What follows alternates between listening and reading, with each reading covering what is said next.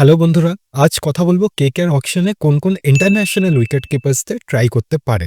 টপিকটা না বেশ ইন্টারেস্টিং হবে কারণ আমি অনেকগুলো পয়েন্টস বলবো। আর আমি চাই তোমরাও তোমাদের মতামতগুলো কমেন্টসে দিতে থাকো। তাহলে বুঝতে পারবো যে we are on same page or not. See, KKR এর লিস্টে কিন্তু অনেকগুলো ফরেন উইকেট কিপার্স আছে, যাদের মধ্যে কিন্তু বেশিরভাগই ওপেনার। কিন্তু এইখানেই একটা ভাবার বিষয় আছে।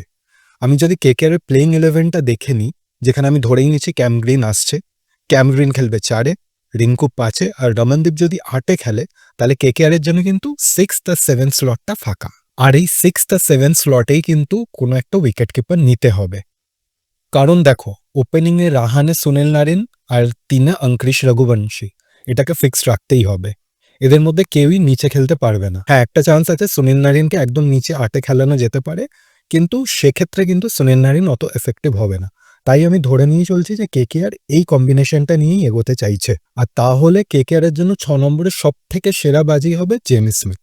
হ্যাঁ, এটা কনফার্ম হয়ে গেছে যে জেমি স্মিথ আইপিএল অকশনে থাকবে, আগের বারের মেগা অকশনে পার্ট না হয়েও। সো ধরেই নিতে পারো যে কেকেআর জেমি স্মিথের জন্য যাবে।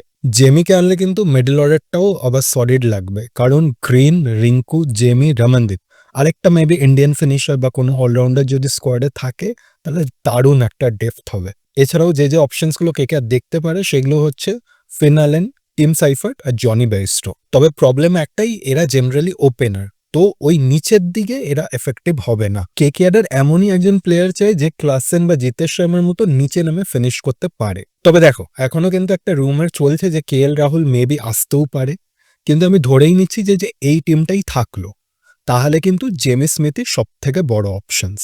কেএল এলে কেএল নিজেই উইকেট কিপিং করতে পারে, তাহলে কম্বিনেশনটা অন্যরকম করতেই পারে কেকেআর। কিন্তু এখন সেটা নিয়ে ভাবছি না। পরবর্তীকালে যদি কেএল ট্রেড হয়ে আসে, তাহলে সেটা নিয়ে আবার একটা প্লেইং 11 নিশ্চয়ই বানাবো।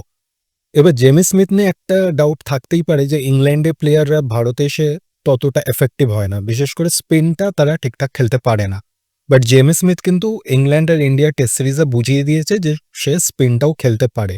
তাই যে কোনো টিমের ক্ষেত্রেই জেমি স্মিথ খুব একটা ভালো অ্যাসেট হতে পারে।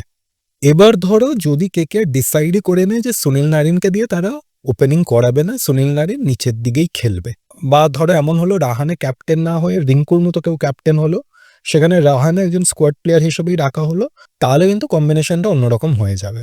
তখন কেকেআর মেবি একটা ডেভাস্টেটিং ওপেনার উইকেট কিপারের দিকে যাবে। তো সেইখানে ফিন অ্যালেন, টিম সাইফার্ট বা জনি বেয়ারস্টোর মধ্যে যে কাউকেই কলকাতা কিনতে পারে। ইনফ্যাক্ট জেমি স্মিথকে দিয়েও কিন্তু ওপেনিং করানো যেতে পারে। তাছাড়াও কিছু দারুণ দারুণ ইন্ডিয়ান উইকেট কিপিং অপশনস আছে, সেগুলি আমরা অন্য একটা ভিডিওতে অবভিয়াসলি ডিসকাস করব। এখনো পর্যন্ত যেটা মনে হচ্ছে যে জেমি স্মিথই সব থেকে বেস্ট অপশনস। আর কেকেআর এর কাছে তো বাজেটও আছে জেমিকে পিক করার। আর গ্রিন আর জেমি স্মিথ একসাথে এলে কেকেআর আনডাউটেডলি অনেকটা স্ট্রং হবে। সো তোমাদের এটা নিয়ে কি মনে হয় বন্ধুরা, কমেন্টে জানাতে কিন্তু ভুলো না।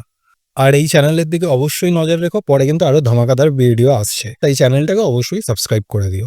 ফিরছি খুব তাড়াতাড়ি নতুন কোনো খেলার ডাক নিয়ে।